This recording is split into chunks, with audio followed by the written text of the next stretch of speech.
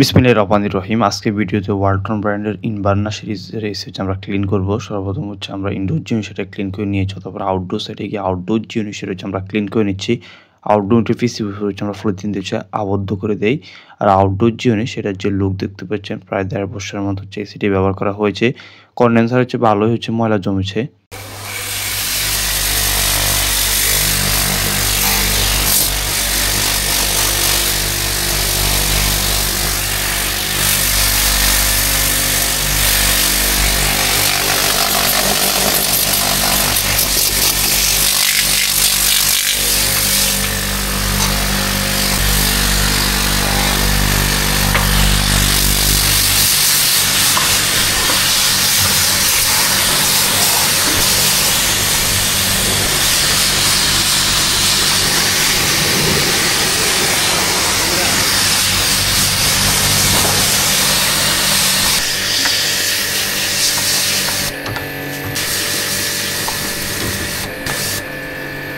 এসির ইনডোর এবং আউটডোর আমরা সুন্দরভাবে ক্লিন করে নিই। ক্লিন করার পর আউটডোর জিনিস সেটার যে লুক দেখতে পাচ্ছেন, কন্ডেন্সার একবারে পরিষ্কার দেখাচ্ছে।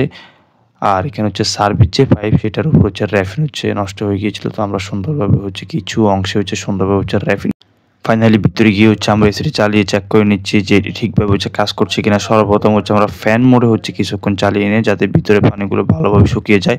অতঃপর কুল মোডে আমরা সেট করি। কুল মোডে সেট করার পর আউটডোর সাইডে লাইন দেয় এবং পারফেক্টলি এটা থেকে কুলিং বেরোচ্ছে।